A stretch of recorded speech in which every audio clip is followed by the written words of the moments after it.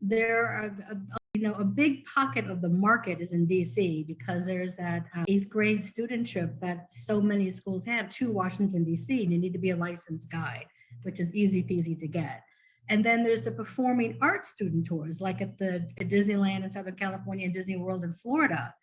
So, and there's adult performing arts tours as well. So, there's a whole spectrum of different kinds of tours. But you're right, you need to start networking, have to, and that's how you find out about jobs. Another point I want to make is you don't have to live in Washington, D.C. or Southern California or Florida to get those types of jobs. I live in Arizona and they fly me everywhere.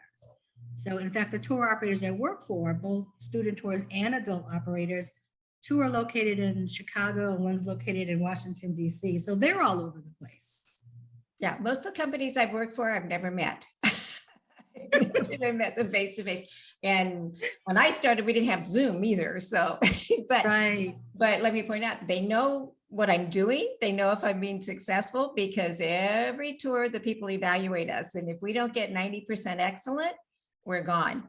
And I just want to stress too, when you got the job on the ship as a port lecturer, I, worked on the cruise ships. I'm still on the ships occasionally. And if you didn't get excellent at those evaluations at the end of the tour, you would have flown home the next day or that day. And you know what's, it's so true because their reputation is on the line. So they only keep the top of the top.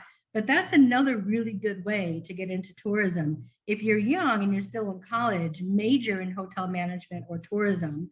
And then a lot of the ship jobs are very, very low paying. But if you're young, who cares? Because you're going to get a lot of experience.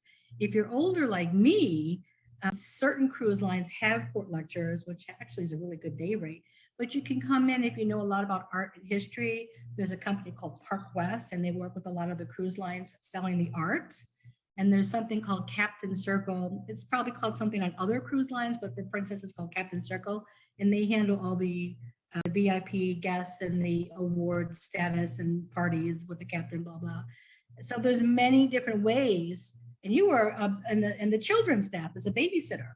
Yeah, I started out, it took me a year and a half riding back and forth. I didn't know the business.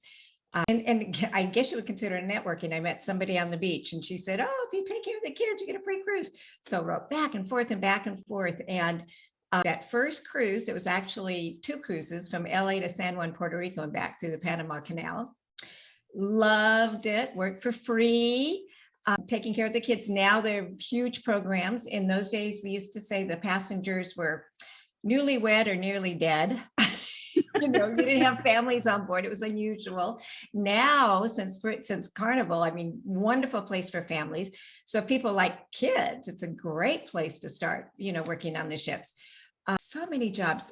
My friend, and really it just worked into working. It works into something. Everything you do, you will use in the future. Like a really good friend of mine started out on the Disney Cruise Line in the children's department too, as a babysitter.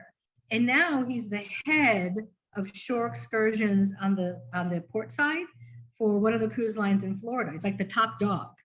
So, I've seen this progression. I met him 10, 12 years ago, and we're still really good friends. But, as you start out, you have to Xerox with a smile. You know that expression? You have to do the low end stuff, the walking tour guides and the docenting, because that's such valuable experience. Yeah, and the walking tours, you did Hollywood, but if anybody, I'll tell you what's become really popular. If anybody's looking for walking tours, go to your Visit LA, Visit New Orleans, Visit New York, see what tours are offered. And usually they call it a taste of New York or a taste of New Orleans or a taste of LA or a taste of Laguna Beach. They become really popular and they're fun because I've paid to do them.